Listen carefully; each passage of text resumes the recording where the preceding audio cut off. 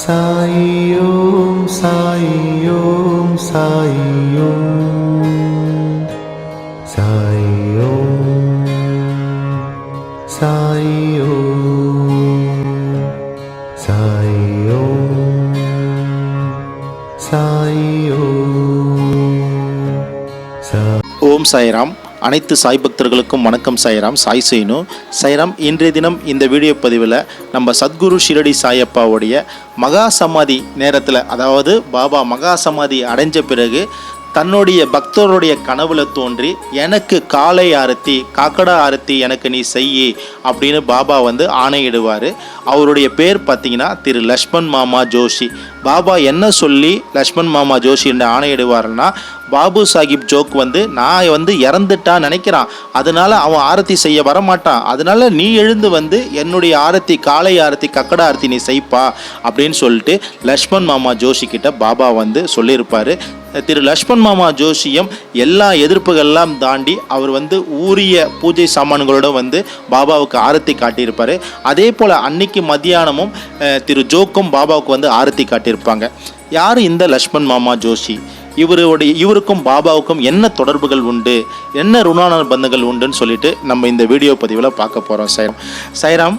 பாபாவோடைய பக்தர்கள் அப்படின்னு சொன்னாலே அந்த காலகட்டத்தில் பாபாவை பார்க்க வந்த பக்தர்கள், பாபா கூட நெருங்கிய பக்தர்கள், இவங்களை எல்லாமே தேட முயற்சிகள் நம்ம மனசுக்குள்ளே இருந்ததுனாலே கண்டிப்பாக இவங்க எப்படி இருப்பாங்க, இவங்க புகைப்படம் எப்படி இருக்கும், இவங்க எந்த ஊர் சார்ந்தவங்க அப்படின்னு நம்ம நினைக்கும் பொழுதே ஆட்டோமேட்டிக்காக பாபா அவங்களுடைய புகைப்படத்தையும் அவங்க ஊரையும் நம்மளுக்கு தெளிவாக காட்டிடுறாரு, ஏதோ ஒரு ரூபத்தில் நம்மளுக்கு உணர்த்துறாரு. ரொம்ப நாளாகவே திரு லக்ஷ்மண் மாமா ஜோஷியை அவருடைய ஃபோட்டோ எனக்கு கிடைக்கணும்னு சொல்லிட்டு நான் ரொம்ப ஏங்காத நாளே இல்லை, பாபாண்ட கேட்காத நேரமும் கிடையாது. லக்ஷ்மண் மாமா ஜோஷி அவர் யாருன்னு நம்ம முதல்ல தெரிஞ்சுப்போம். ஷியாமாவோடைய தாய் மாமன் தான் திரு லக்ஷ்மண் மாமா ஜோஷி. ஷியாமான்றது யாரு உங்களுக்கு எல்லாருக்குமே தெரியும். அதாவது நந்திக்கு சிவனுக்கு எப்படி நந்தி ஒரு உதவியாளரோ இருக்கிறாங்களோ அதே போல பாபாவுக்கு ஷேமா மாதராவ் தேஷ்பண்டேல் என்பவர் ஷேமாவுடைய தாய் மாமன் தான் இந்த லக்ஷ்மண் மாமா ஜோஷி. இந்த லக்ஷ்மண் மாமா ஜோஷி கிராமத்தோடைய ஜோஷியர். அவர் காலையில் எழுந்து பாபாவை முதல்ல வணங்கிட்டு அதுக்கப்புறமா கிராமத்தில் உள்ள கோயிலில் போயிட்டு எல்லா தெய்வத்தை வணங்குவார். பாபாவுடைய மிக நெருங்கிய பக்தர் என்றும் சொல்லலாம் சாய்ராம் லக்ஷ்மண் மாமா ஜோஷியை. சாய்ராம், இவங்களுடைய வீடு பார்த்திங்கன்னா ஷியாமாவுடைய வீட்டுக்கு பக்கத்தில் தான் லக்ஷ்மண் மாமா ஜோஷியோடைய வீடும் இருக்குது. ரொம்ப நாளாக இவருடைய ஃபோட்டோ கிடைக்கணும் ட்ரை பண்ணிட்டு இருந்தோம், ஆனால் கிடைக்கல. ஷிரடியில் பாபாவுடைய வாதாக்குள்ளே போனீங்கன்னா பாபாவை பார்க்க வந்த பக்தருடைய புகைப்படமெல்லாம் இருக்கும். அங்கே ஒரு சில பக்தருடைய புகைப்படம்லாம் இருக்காது. உதாரணம், ராதாகிருஷ்ண மாயோடைய புகைப்படம் இருக்காது, சாந்த் பட்டேலோடைய புகைப்படம் இருக்காது, லக்ஷ்மண் மாமா ஜோஷியோட புகைப்படம் இருக்காது. அப்படி இருக்கிற வரிசையில் இந்த டைமில் பார்த்தீங்கன்னா லக்ஷ்மண் மாமா ஜோஷியோட புகைப்படம் சமீபத்தில் என்னுடைய கண்ணுக்கு தென்பட்டது. இந்த புகைப்படம் எப்படிலாம் நம்மளுக்கு கிடைக்கணும்னு சொல்லும்போது இந்த புகைப்படம் பாபாவுடைய ஆசீர்வாதத்தில் எனக்கு ஒரு சாய் பக்தர் மூலிமா இந்த புகைப்படம் எனக்கு கிடைச்சது சாய்ராம். இந்த புகைப்படத்தை வச்சு நான் இப்போ ஒரு பதிவு கொடுக்குறேன், ரொம்ப ஒரு சிறப்பான ஒரு பதிவு. ஏன்னா பாபா 1918 வருடம் அக்டோபர் மாதம் 15ஆம் தேதி புண்ணிய விஜயதசமி திதி என்று பாபா மத்தியானம் 2:30 மணிக்கு தன்னுடைய சூத உடலை நீர்த்திருப்பார். சாய்ராம் பாபா இறந்துட்டாரு என்ற செய்தி கிடைச்ச உடனே கிராமத்தில் எல்லா மக்களும் ரொம்ப என்ன பண்ணுறது தெரியாமல் அழுக ஆரம்பிப்பாங்க. இந்த நிலையில் பாபாவுடைய புனிதமான இந்த உடலை எங்கே நல்லடக்கம் பண்ணணும் அப்படின்னு சொல்லிட்டு இருதரப்பு மக்களுக்குள்ள ஒரு வாதங்கள் ஏற்படும். ஒரு சில மக்கள் பாபாவுடைய உடலை ஒரு திறந்த வெளியில் புதைக்கணும், அதுக்கு மேலே சமாதி கட்டணும் அப்படின்னு சொல்லுவாங்க. ஒரு சில பக்தர்கள் என்ன பண்ணுவாங்க, பாபாவுடைய உடலை வாதால போயிட்டு புதைக்கலாம் அப்படின்னு சொல்லுவாங்க. இதற்கு பார்த்திங்கன்னா குஷால் சந்தும் அமீர் சக்கரும் ஒத்துக்கொண்டாங்க. ஏன்னா ஒரு இடத்துல பாபாவுடைய உடலை புதைக்கலாம், திறந்த வெளியில் புதைச்சி சமாதி கட்டலாம். அதே போல் பார்த்திங்கன்னா ஊருடைய தலைவர் பார்த்திங்கன்னா ராமச்சந்திரா தாதே பட்டேல் என்ன சொல்லுவார்னா, எனக்கு உங்கள் விருப்பம் தேவையில்லை, பாபாவுடைய உடல் வாதாள தவிர்த்து வேறு எங்கே வைக்கக்கூடாதுன்னு. இந்த நிலையில் புதன்கிழமை காலையில் லக்ஷ்மண் மாமா ஜோஷி கனவுல பாபா போயிட்டு சொல்லுவார். சாய்ராம், இது போல் பாபு சாஹிப் ஜோக் நான் இறந்துட்டேன்னு சொல்கிறான், அதனால் அவன் கக்கடா ஆரத்தி காலையில் எனக்கு பண்ண மாட்டான், அதனால் நீ வந்து எனக்கு காளை ஆரத்தி கக்கடா ஆரத்தி வந்து நீ எனக்கு பண்ணி கொடுப்பா அப்படின்னு சொல்லிட்டு திரு லக்ஷ்மண் மாமா ஜோஷி கனவுல வந்து பாபா வந்து தோன்றி சொல்லியிருப்பார். இவரும் உடனே என்ன பண்ணார், எழுந்து போயிட்டு ஊரிய சம்பிரதாயத்தைப்படி பூஜை புனஸ்காரம்லாம் கொண்டு போயிட்டு பாபாவுக்கு முன் கொண்டு போவார்.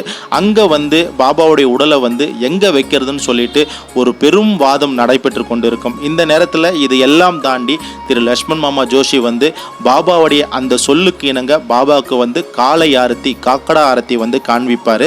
இப்போ இந்த வீடியோவில் ரைட் சைடில் பார்க்கலாம், ஒரு இமேஜ் கொடுத்துருக்கோம். அந்த இடத்துல பாபா வந்து தன்னுடைய இறுதி தருணத்தில், அதாவது பாபா மகா சமாதி அடைஞ்சிருக்காரு, ஒரு ஐயர் வந்து ஆரத்தி காட்டுறாரு. அது லக்ஷ்மண் மாமா ஜோஷி ஆரத்தி காட்டுறாரு. இந்த பக்கம் பார்த்தீங்கன்னா அவருடைய புகைப்படத்தை வந்து நம்ம ஒரு காட்டியிருக்கோம். இது எல்லாமே பாபாவுடைய பக்தர்களாகிய நீங்கள் அனைவரும் பார்க்கணும்னு சொல்லிட்டு இந்த பதிவை வந்து நம்ம கொடுக்குறோம்.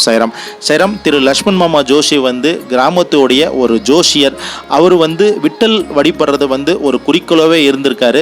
பாபா வேறு விட்டல் வேறுன்னு கிடையாது. ஒரு முறை பண்டரிபுரத்துக்கு போவார். அங்கே போகும்பொழுது தன்னுடைய தோளில் வந்து ஒரு விட்டலுடைய கொடியை சுமந்துட்டு போவார். அப்போ அங்கே ஆற்றுல குளிக்கும் பொழுது அவருக்கு காலில் வந்து ஒரு பெரிதாக ஒரு ஏதோ அடிப்படுற மாரி இருக்கும். அப்போ அதை தூக்க முயற்சி பண்ணுவார். அவரால் தூக்க முடியாது. மீண்டும் போய் முயற்சி பண்ணி பார்க்கும்பொழுது அது ஒரு விட்டலுடைய சிலையாக இருக்கும். அவரால் தூக்க முடியாது. நேரடியாக ஷிரடிக்கு வந்துடுவார். ஷிரடிக்கு வந்துட்டு பாபான்னு சொல்லுவார், இது போல் நான் வந்து பண்டரிபுரத்துக்கு போனேன், அங்கே குளிக்கும் போது ஒரு விட்டலுடைய சிலை வந்து எனக்கு தென்பட்டது, ஆனால் அதை தூக்க முடியல பாபா அப்படின்னு சொன்ன உடனே பாபா வந்து திரு லக்ஷ்மண் மாமா ஜோஷியை மீண்டும் நீ பண்டரிபுரத்துக்கு போ, அதே இடத்துல குழி, உனக்கு விட்டல் தென்படுவார், நீ தூக்கிட்டு வா, என் மேலே நம்பிக்கை வச்சு தூக்கிட்டு வா அப்படின்னு பாபா சொல்லியிருப்பார். இவரும் இந்த விட்டல் சிலையை சுயம்பு சிலையை வந்து கொண்டு வந்து பாபாவிடம் துரகமையில் கொடுப்பாரு.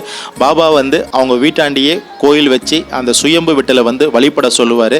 அதே போல் பார்த்தீங்கன்னா இந்த சுயம்பு விட்டல் வந்து ஷிரடியில் வந்து விட்டல் மந்திர் இருக்குது. அந்த விட்டல் மந்திரில் தான் இந்த சுயம்பு விட்டல் வந்து இருக்குது. திரு லக்ஷ்மண் மாமா ஜோஷி வந்து தீவிர ஒரு விட்டலுடைய பக்தரும் பாபாவுடைய பக்தரும் ஆவார். தன்னுடைய இறுதி தருணத்திலையும் பாபா வந்து சூத உடல் நீர்த்த பிறகும் ஒரு பக்தருடைய கனவுல தோன்றி எனக்கு நீ ஆரத்தி பண்ணுப்பா அப்படின்னு சொல்கிற வார்த்தை வந்து ரொம்ப ரொம்ப ஒரு சக்தி வாய்ந்த ஒரு வார்த்தை. சைராம் பாபா அடிக்கடி சொல்லுவார், நான் இறந்து விட்ட போதிலும் என்னை நம்புங்கள், என் சமாதி உள்ள எலும்புகள் உங்களுக்கு எல்லா விதத்திலும் உதவிகள் புரியும், ஆசீர்வதிக்கும் அப்படின்னு பாபா சொல்லுவார். அதே போல தான் சைராம் பாபாவுடைய அற்புதங்கள் ஆழம் காண இயலாது.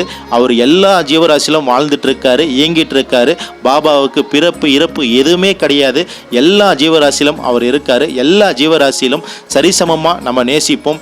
எல்லா இடத்திலும் பாபாவை காண்போம். நம் எல்லோருக்கும் இறைவன் ஒருவரே எஜமானர். ஷிரடி சாய்பாபா ஸ்ரீ சாயை பணிக. அனைவருக்கும் சாந்தி நிலவட்டும். சச்சிதானந்த சத்குரு சாய்நாத் மகராஜ் கி ஜெய். சச்சிதானந்த சத்குரு சாய்நாத் மகராஜ் கி ஜெய். சச்சிதானந்த சத்குரு சாய்நாத் மகராஜ் கி ஜெய். ஹல்லா மலிக்.